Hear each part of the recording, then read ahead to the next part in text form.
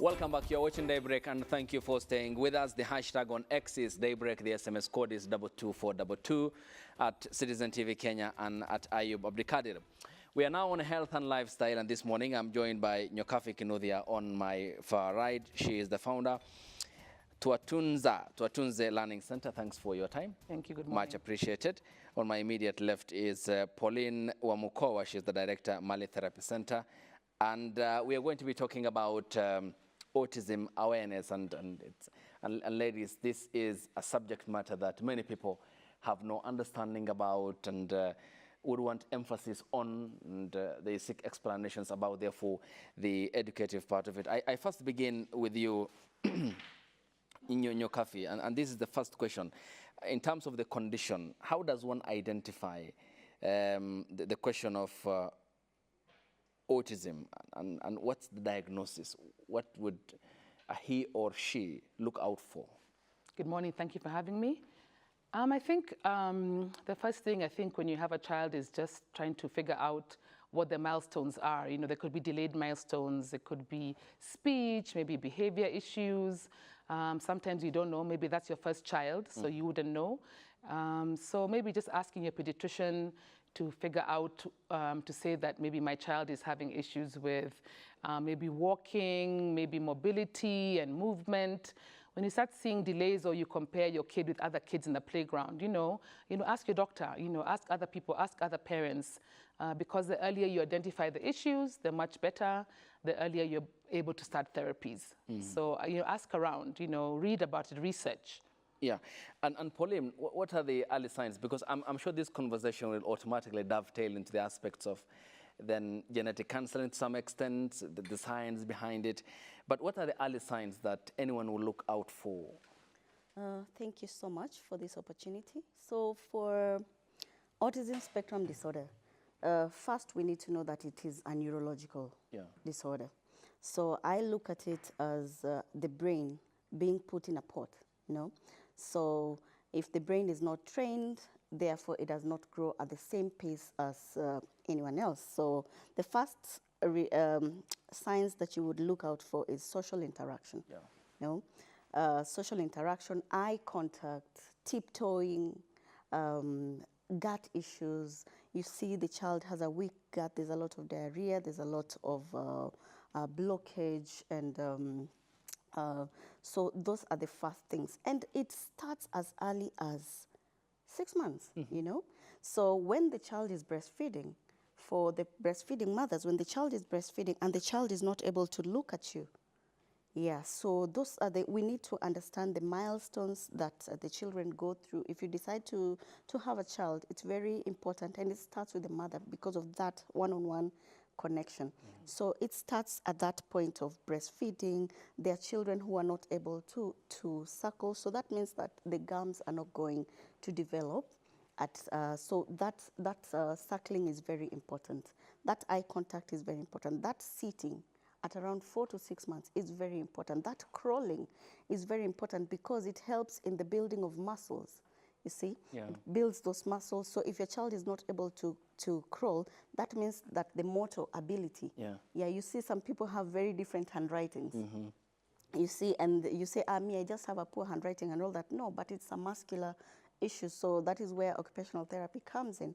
So it goes to the crawling and to the walking. There are others who walk very, very fast. There are others who take a lot of time to walk. So those are the signs that we need to look at. When it comes to school, there are people you're told, oh, you are slow. You don't know how to, you didn't read at the right time. You didn't write at the right time. Those are things because autism is, you can even identify it even in adulthood. So it's quite a variety. Actually, I was coming to that point because probably the question was then, is it an issue that is confined to childhood and not adulthood? But Nyokabi, I'm sure you want to come on this. Is there then difference in terms of identifying these signs when one is at the childhood stage and during adulthood? Because if someone is an adult, can he be in a position, despite attaining the age of maturity, to identify the causes? other than when it's childhood, so that you'll be in a position as the parent to identify certain specific gaps in his behavior? Yeah, I think there could be delayed diagnosis or misdiagnosed, right? Where the child or the individual just keeps, as Pauline was saying, as they get older and the schools are saying, oh, the child is naughty, the child is misbehaving. So the child just goes through this system of not being diagnosed and not getting the right support. Right, so the earlier the better. And so you have adults or children who've grown, they're teens, and you're seeing the signs more now.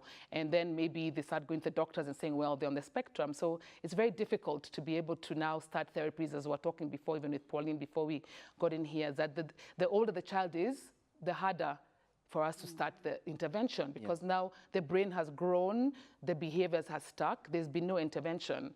So people are misdiagnosed or don't get the support. It's dangerous, because now you're adult, you're 15, 16, 17, you haven't been writing, you haven't been performing well in school, you know, we don't even know what vocational services, we don't know what your gifts are. You know, because sometimes these kids are very gifted, a lot of potential in them, you know.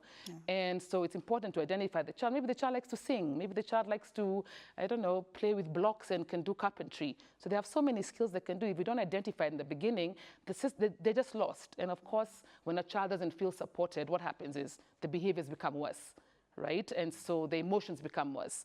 If they don't have speech and language therapy, what happens? They can't communicate. So they become violent and emotional, and parents get frustrated. So many people are just left at home, or imagine on the outskirts of Nairobi, there's no services. So it's so important to be able to come in, accept, figure out where to go, get the right help. You know, maybe this school might not be the first setting, may not be the best, but you gotta keep going. You know, parents just have to just keep going and support each other. Because as you know, as we talked about it, you know, early intervention is the most important thing. We really like to work with younger kids from the ages of 2 or 1.5, you know, because then we're able to mold them and then figure out what direction they're going to go to. You know, there are many kids on the spectrum who are successful, you know, because it's a spectrum. You can have high functioning, ones that walk, talk, socialize. You can have lower functioning who need more vocational training. So the earlier you identify, the much better. Yeah. And Pauline, then in terms of talking about the identification, are the causes similar at childhood and during adulthood? That's a debatable question, because we still don't really know the cause. And I can tell you the only sure cause that the researchers know right now is genetic. Yeah. So we know that genetically you can be able to get autism if maybe, you know, So the other causes are you can have acquired autism. Okay. Yes, you can acquire autism along your life. Maybe there's a hearing problem. I can say, for example, at the center, we have children that come in, and you look at them and you say they don't fit the characteristics of autism completely, but there are some few characteristics. So you go deeper and research, and you find, no, they have maybe a growth in the ear, maybe they had an accident, maybe when they were born, there were some difficulties, challenges with the pregnancy. And once you're able to find out the real cause, then you're able to define the right intervention for them. For example, if a child has a blockage in the ear, that comes with fluid in the ear and sometimes growth in the ear. If you're able to remove that growth and do vigorous speech therapy, then the child falls off the wagon of autism, you see. So that is where acquired autism, sometimes trauma, separation from parents. I like talking about stories, you know. My personal stories that I've experienced, I've seen children who've been affected by separation and divorce, and the child just goes mute. That's selective mutism. So selective mutism also comes with other characteristics. That's now when the child goes quiet and the social interaction goes low, so that means the brain is not activated, manipulated. So that means that the brain will not grow. So the child goes quiet, and when the parent was reintroduced, the speech came back, you see. So there are so many causes. Sometimes they say the vaccine, that's a big debate. Yeah. Sometimes they say watching too much screen time at a certain age, because the tricky age is from around 1.5 years to 3 years. That is where now the child is able to pick and absorb different materials. So if the child is put on the screen so much, there's research that shows 1 hour, 1 hour of screen time takes at least 12 words from your child. So you can imagine the way our children these days, they are watching Cocomelon, they are watching all this. And this, remember, this material they are watching, if it is not interactive, they're not able to interact, you know. I'm not saying that screen time is completely bad, no. I'm just saying you have to be intentional about what you allow your child. So there are so many causes, and we are only sure about just one, that genetic one. And Nyokabi, then the question of the institution of parenting. I mean, a union that is gelled together definitely will inform proper growth of any kid, whether he or she. And biologically, children do get intelligence and immunity through breastfeeding, which is very key. Therefore, how important are mothers in this entire conversation? One, from that perspective, biology. And then two, to identify the manifestation and the trend of the characteristics. And is awareness created? Is there enough awareness among parents to try and understand, to establish whether this can cause autism, and that understanding around the institution of parenting? That's a long question. Okay. Well, I think the relationship between mothers and children is special, whether or not your child has any learning challenge. I think mothers play a big role in the bond. I mean, of course, we're the ones who give birth and everything. And the support of the husbands and fathers is also required. I think culturally, I think, it's harder for dads and men just to accept that your child is not perfect, or your son may not play sports, or, so I think the parents I deal with, I think the male part of the family struggle. And I think parents separate a lot during that thing, because there's a lot of blame, but it's because of lack of knowledge, right? And lack of awareness. So I have parents where the diagnosis is done and all of a sudden the parents have separated. The dad is confused and overwhelmed. So yes, teamwork is best. If the institutions are working together with both parents, that's the ideal situation, right? That we're able to do it. But as soon as you get the diagnosis, the most important thing is to share and educate your family members. Because what normally happens, the extended family is also confused, right? They're like, why is your child not talking? Grandparents who don't know, like, what's happening? And so there becomes a blame game. Maybe it's you married from, especially in our culture, maybe from this area or this tribe. So it's always looking for places to blame. And that's time wasting. Right? Because now the family is having issues, and then as you're going on, the child is 5 and 6. So as soon as we can accept and the family can support, but educate the parents, educate the members of your community, ask for help. Say that we need help, and educate them that, for example, there's a birthday party coming and your child is going to the party. Inform the people there that, the noise is going to be too much, and instead of keeping your child home, right? So the family, the foundation of the family is always much better when they're together. And then we can work together. But the acceptance and the lack of denial is what the biggest issue is, I think. Yeah. And Pauline, how about the therapy, and what does it entail in terms of the intervals? Is the age a factor here? Is gender a factor here? And the intervals about the therapy to treat autism? So you've mentioned 3 things: age, gender, intervals. Very important. I'll start with age. So the brain is very malleable, but it also depends on the age. Above 10 years, there's clear research that shows that by that time, the brain has already acquired habits, trends, patterns. So it is hard for you to change. If I have decided by the age of 10 I love red, so it is very hard for you to convince me to love pink, just an example. So definitely age is important. That's why we focus on early intervention.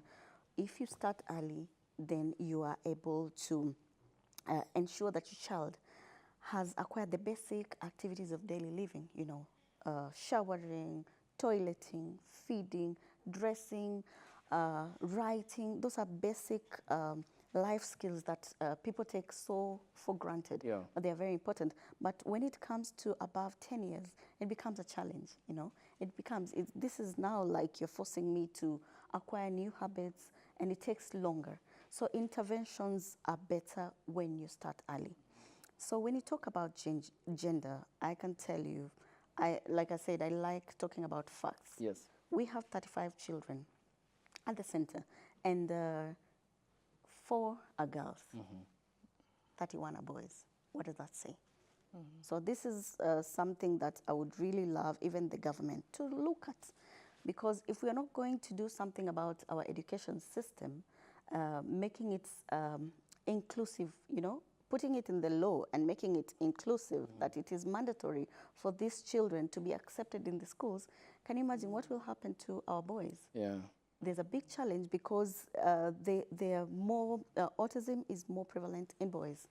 And the girls, I don't know why, there's no clear research that shows why this is like this, but yes, age is a factor. When you talk about intervals, I see that is something that I have a challenge with the parents, you know, and that lack of understanding, lack of awareness. You are told that your child needs speech therapy, and instead of, and you decide that you will do speech therapy once in a month. That will not help your child. I can tell you. I tell parents minimum services. If you've gotten your diagnosis, and you know, you've been told speech, occupational, I know it is very expensive, and it is a challenge, but I can tell you the best option. Look for, you can train yourself. There are so many YouTube channels. There are so many support groups that you can join to learn, so that even that, if you decide you can only afford once a month, I can tell you the best is for you to make sure that the other days of the month, the child is getting at least some motivation, you know, some, what can I say, activation, brain activation, let me just say that. So the minimum I would recommend as a professional is 3 times a week. 3 times a week, so that you have that consistency. And different children, different ages, different diagnoses will give you different therapy methods, you know. So it's not like one program fits all. Yeah. It's very different. Yeah. And Nyokabi, then the question of handling of these autistic children, let's take that for example, because they need handling, they need care. How should it happen in the context of the school environment and at home as well? I think the biggest thing is training, even caregivers at home. I think, again, going back to acquiring knowledge and awareness, right? So if you have your nannies at home, they should also be trained. And the mainstream schools also who are accepting kids with learning challenges, also there's a lack of proper training in that setting, because kids are being put in classrooms where they're not thriving because there's lack of knowledge and training, and also lack of honest conversations.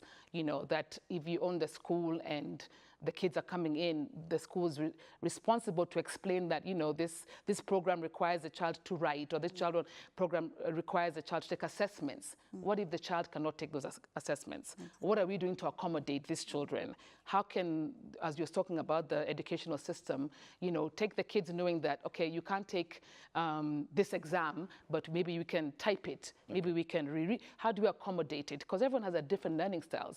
Even neurotypical people, everyone has a different learning style. I'm a visual learner. You could be a different kind of learner. So identifying the learning style of that child is so important, so that we can push them to the highest potential, right? What's happening is, because no one knows, and you know, autism is a really big poster that's being talked about a lot now. There's different things under autism.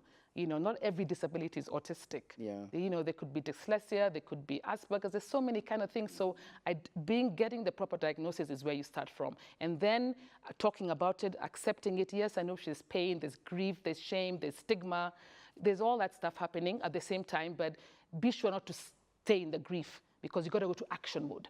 You've got to accept and say, okay, fine, this is my budget. And then come to us professionals and be honest. You know, we're open, we listen. Yeah. First of all, we're women, we're mothers. So we listen, But the consistency is the main thing, that you must continue with the services, even during the holiday breaks. You don't have the luxury of your child just sitting at home for 5 weeks over the holiday and not doing much, because then when we come back to school, we're starting from scratch again, right? So you have to be consistent with, there's so much resources online, as Pauline was saying.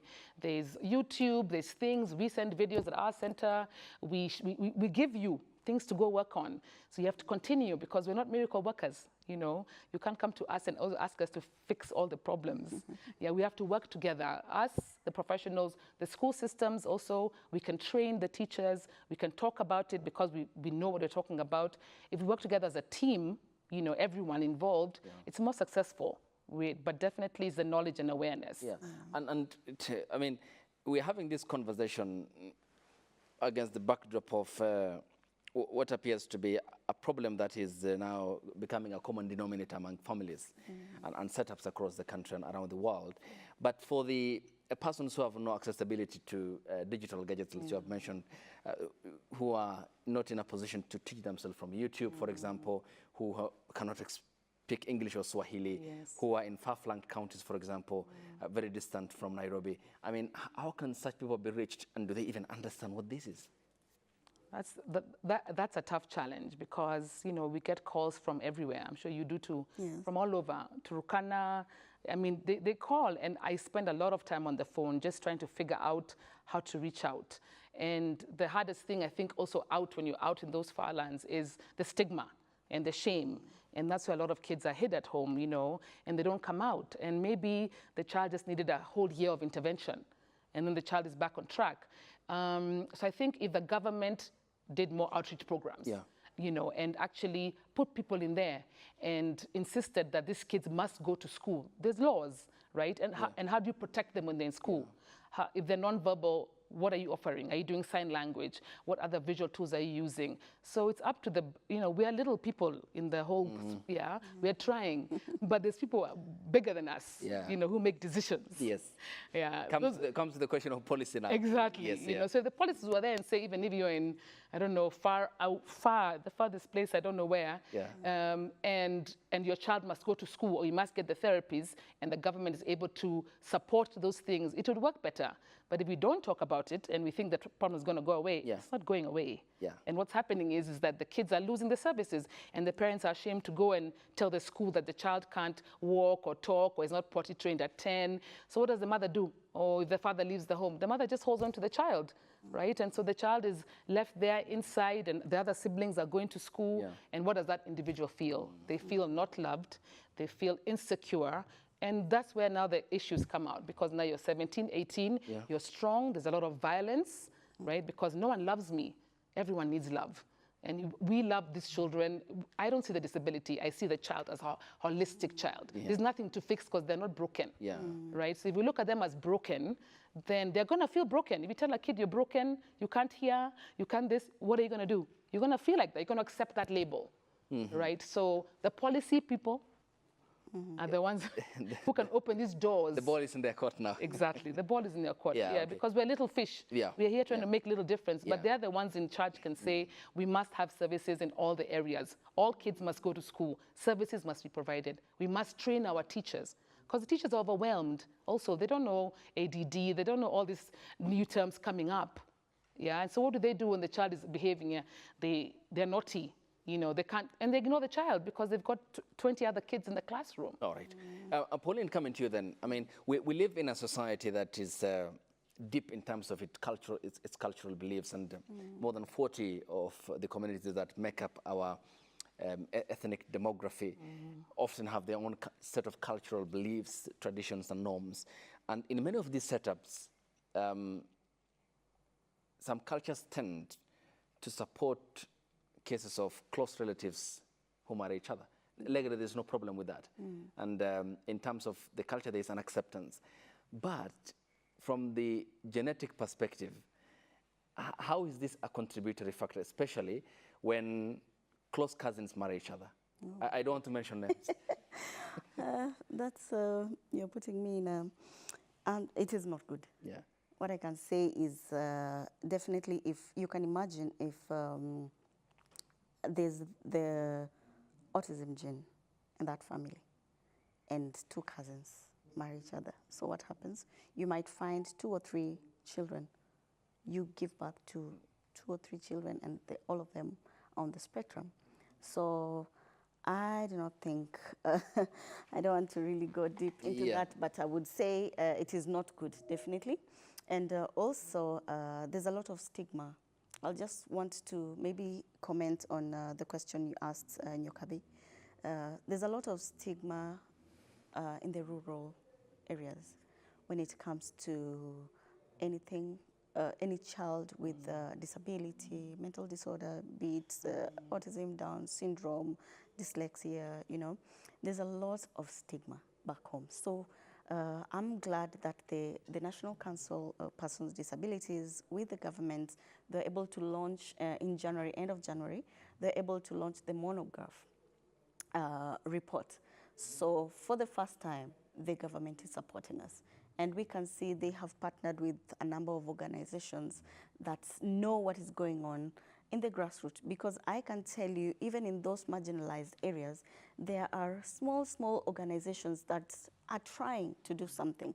So if the government continues with these outreach programs, they can call on professionals, and they can go and train and form support groups and train mothers. And because with this report that they have launched, they are able to know in Samburu, what do we have?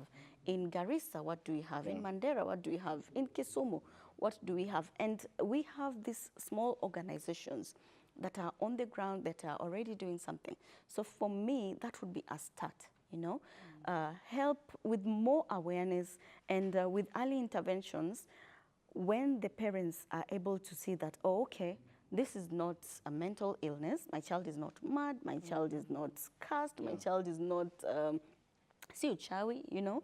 They are able to then accept that person, and even be able to talk about it and say, oh, I went to this institution, I got help, my child was able to toilet train, my child was able to feed, my child is now speaking 1 or 2 words. And so I would say that supporting those institutions that are already there doing something about these challenges could be the starting point to opening up and talking about awareness. Yeah. Yes. And Nyokabi, do social situations or social setups make autistic persons, whether adult or child, uncomfortable in terms of their association?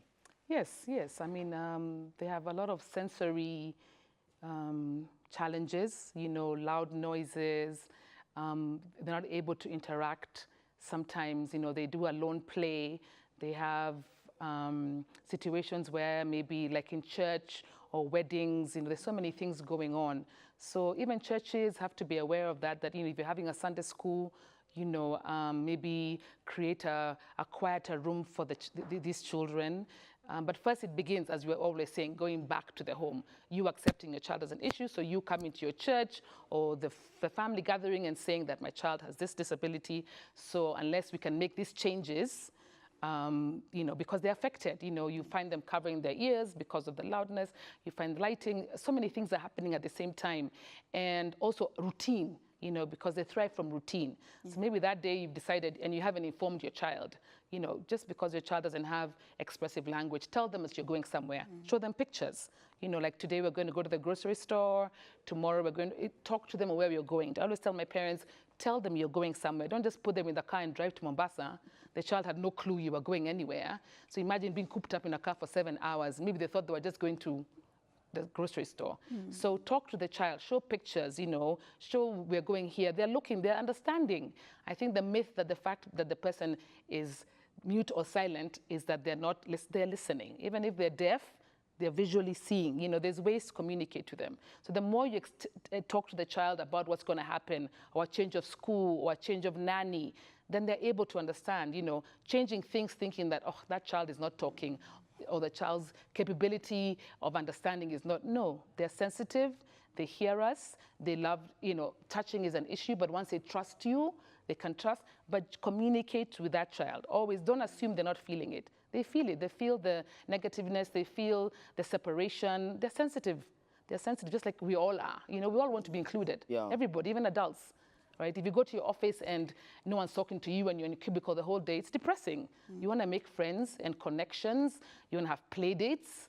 You know, be able to have play dates. Talk to another mother and say, well, you know, I want my kid to come to your house. Explain to that mother that maybe the kid is on a special diet. Maybe loud music is not, no sugar, whatever diet is doing. Talk. Communicating saves a lot of things, because once a child comes to the function, everyone's quiet. You know, that feeling of awkwardness. Maybe the child is wearing a diaper at 9, so you haven't told that person what's going on with your child.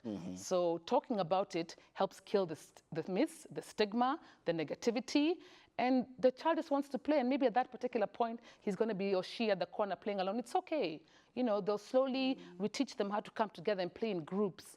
But talking about it and being able to share is the most important thing, I think, in our culture. And Pauline, we have talked about some contributory factors and what to watch out for, especially for those who have kids and, of course, at the adulthood stage, and someone may be mature enough to pick up some signs. But how are families that are breaking up at a rate that is so alarming across the country contributing to this, especially in the context of one being a child? Breaking up of families doesn't affect neurodivergent kids only, even neurotypicals. Yes. So, but the pressure, you see, when you have the diagnosis for ASD, there's something, communication is a barrier. So you can imagine everything that you want to express is in your mind, and you're not able to give it out. It's very painful. You can see your parents fighting, you can see them separating, you can see everything that is going on, but you're not able to express yourself. I can tell you, children thrive in a complete family. I know some situations are, you know, you can't help. Some children were born out of maybe single mothers, you know. So it is okay. So from the time the child was born, their environment, once it's shifted, it affects them directly. If the child was born without a father figure, it is okay. It will not affect them, because definitely the environment that the child grows up in really affects them a lot. But I can tell you, if there was a separation, there was definitely the child is going to be affected negatively.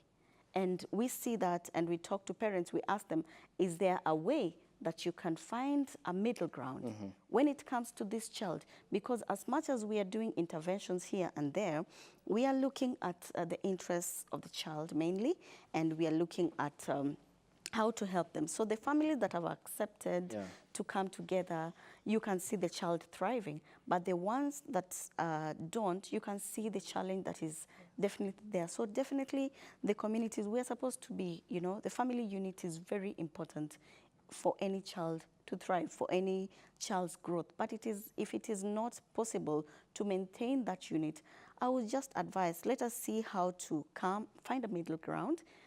But I will say it again, that if the child was born in a different environment, there was no father figure, the mother was there, that is the environment they know. So they are okay.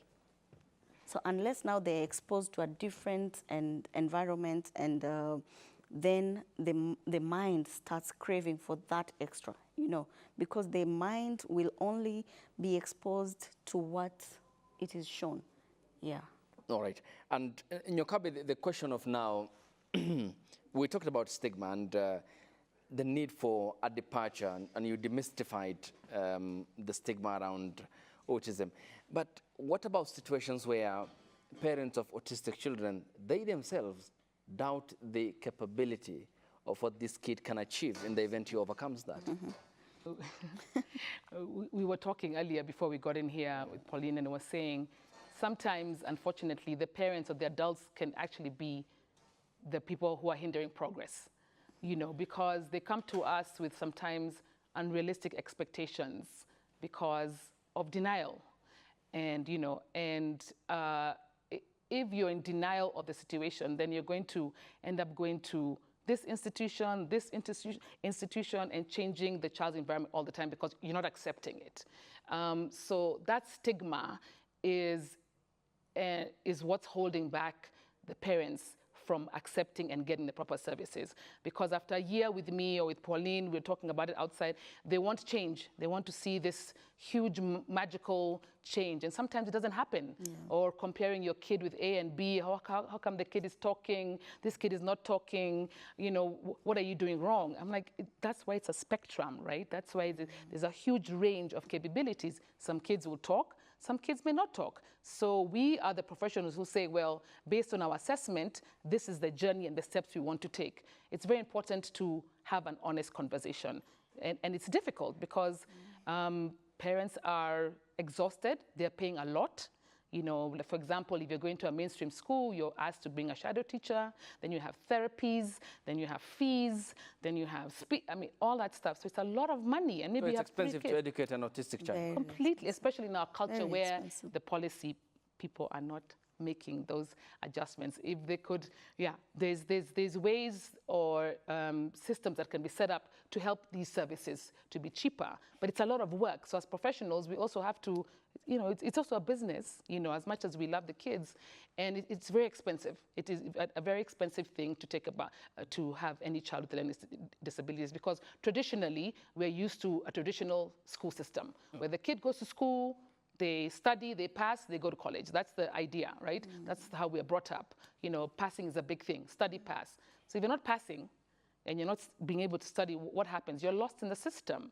So we're getting better because the services are more now. We're talking about it. Here we are talking about it. You know, 10, 15 years ago, you guys wouldn't have us on the show because it was something that was kept secret and something that's negative.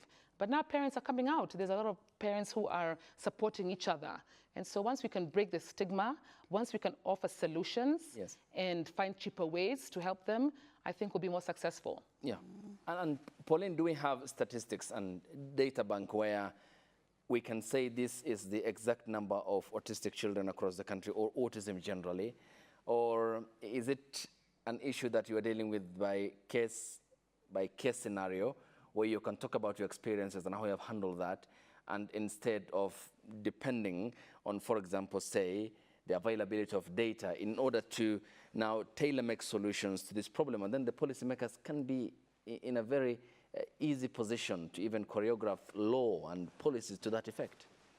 The statistics now are 1 to 49. And so I can tell you that right now, those are the researchers. That is the current statistic. But I can tell you, I think it's more than that. Because if you, for example, I went to a forum and I asked a question, how many of you here know someone who has an autistic child or who's been affected by autism directly or indirectly? And I can tell you 3/4 of the room. I think we are just not talking about it. And for the mere fact that we are here, that means that it's become a challenge that cannot be ignored. And for the policy makers, they need to go to the ground. I'm glad that there's something that is being done right now. I can tell you the monograph reports, half of it was just talking about autism. Yeah? It is such a big challenge that if education is one of the sustainable goals that we are looking at, you can imagine our schools are not able to accept our children. So how are we going to take care of the children on the spectrum, of the children with, we call them mental disabilities? You know, how are we going to plan for them if we've not even accepted that this is the challenge that is there? How are we going to take care of their diet? How are we going to take care of their health? How are we going to help the parents be able to purchase tools that can help them? I can tell you, for example, these children love building blocks and puzzles. These things are so expensive. Let me tell you, they are so expensive. Therapies are so expensive. For example, the cheapest speech therapist you can get is 4,000 shillings. Tell me, and then you are told you need minimum of, you have come to Pauline as a professional. She's told you, I need your child to have at least 3 sessions of speech. So that is 4 times 3 in a week, right? 12. That is one therapy. Maybe I'm looking at muscular issues. We are going to occupational therapy. It's the basic therapy that all the kids at least are getting. So the cheapest you'll get is, I'm looking at the level 5 hospitals, let's say 1,500, yeah? 1,500, I've told you 3 times in a week. So I'm just trying to tell you, so that is speech and occupational only. We are looking at music therapy. We are looking at all these therapies. I can tell you the minimum that a parent with a child on the spectrum will spend in a week, if you want your child to get consistent services, the best is around 50,000. How many parents can afford that? That's the question. How many? Very few. So that is why we need our policymakers to come in and help us. Make education inclusive. Help us. Let the schools have this. We have government-trained therapists. Make sure that all these government schools have these therapists available for us cheaply and affordably. Thank you. And Nyokabi, one final question. What is the one thing, one perception about autism that you would like to change? That I would like to change? I think educating people to understand that they're just humans. You know, I think, and I always say, everyone has a little bit of autism, as I call it, in them. Everyone, even you, all of us here have it, you know. We are not perfect creatures. And I think understanding that it is not a death sentence. You know, it is just the beginning of a new journey. It is just you creating and curating a new journey for your child. You know, love your child. You know, show them love. Talk about it. Come out to support groups. There's so many support groups now on social media. So I'd like to change the fact that this child is not broken. This child needs love. They need proper services. And they're there. The services are there. Look for us. Find us. Thank you. Your time is all appreciated. I do appreciate your company here. Nyokabi Kinuthia is the founder of Tuwatunze Learning Center. Thank you so much for this timely discussion. And to as well, Pauline Wamukowa, the director, Mali Therapy Center, for your input on this subject that appears to be dogging the Kenyan society, the African, and by the world, and the world by extension. And we thank you for your time and presence here on the broadcast. Thanks to you too as well for waking up with us here on Daybreak since 6 a.m.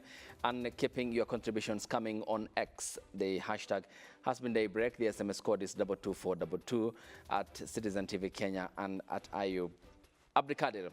Tomorrow, Trevor will be here with the State of the Nation. Good morning.